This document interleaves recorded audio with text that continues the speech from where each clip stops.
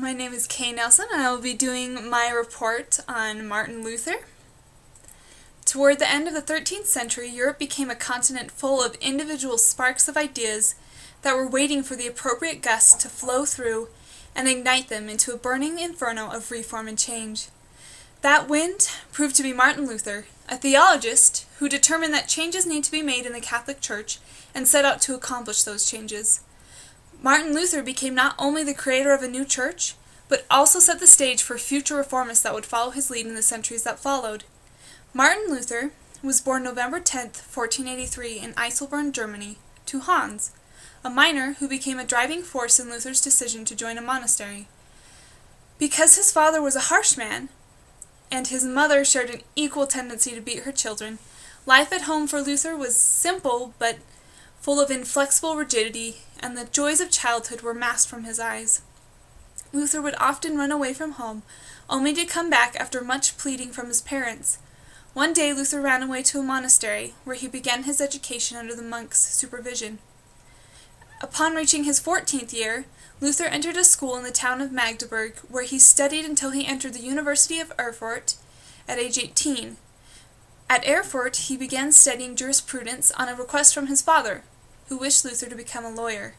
In 1502, he received a bachelor's degree in philosophy and was then advanced to the master's program, where he was second among 17 candidates.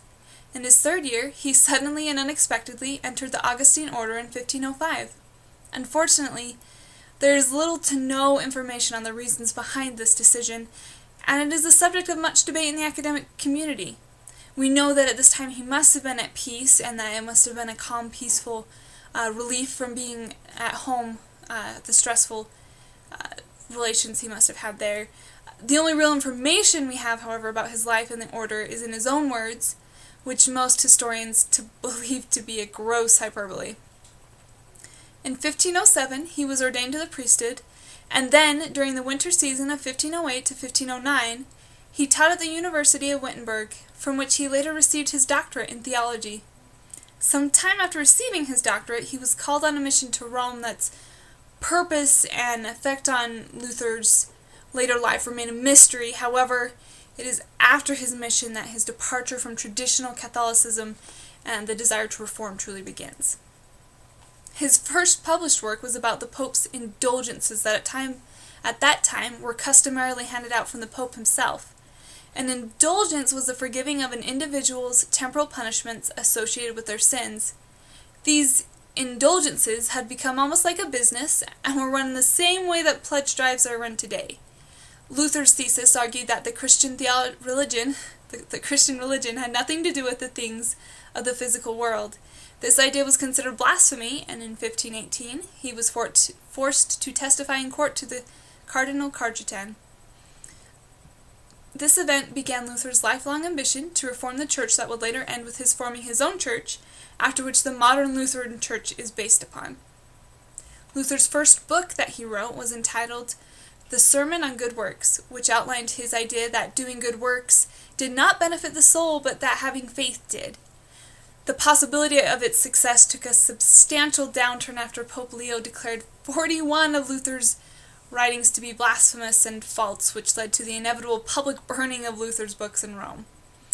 Rather than be discouraged by this unfortunate turn of events, however, opposition only increased Luther's desire for reform, and Luther's next works actually asked the military groups of Germany to fight against the Pope for the reform of their church. 1521 saw Luther refusing a request by the Holy Roman Empire to appear before the Catholic Diet and recount his ideas.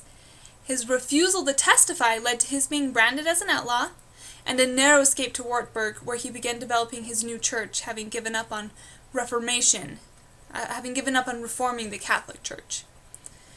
While at Wartburg, Luther wrote a supposed conciliatory note entitled The Freedom of the Christian to Pope Leo, explaining his theology and beliefs. The note, however, was far from conciliatory and mostly arrogant, resulting in Luther's excommunication from the church in 1521. Many people, especially in our culture, may look on this brief history of Luther's life and decide that he was just an arrogant man who just wanted to stir up the populace and form his own church without God's will and without his blessing. But in reality, Luther was a man who saw a need for change, and he decided to take that, and he was frustrated, and so he realized that a time had come that the people needed to fight back against Catholicism's iron grip that they had over the entire populace since the Dark Ages had begun. The effects of Luther's belief and his fight for freedom from this iron grip of the Catholics can be seen today in our reforms and in our willingness to stand up for what we believe in and to not be held down by things, to question and to say why this, and to write about that kind of stuff. In fact, we've already seen them at work in America's own educational reforms, and things being one way and someone saying, this is wrong, we need to change this, and taking that step and going that step. As Luther began his journey of Reformation, and as he sealed it kind of with his death, he unleashed the idea of freedom into all of Europe, resulting in the beginning of the flame of freedom of speech and thought that then flooded through Europe.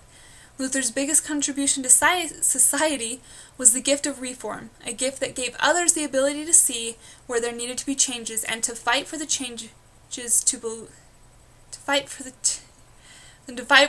that needed to be believed in. Any other man might have shirked at the daunting task, but Luther rose to the occasion and fought for the right to change his world.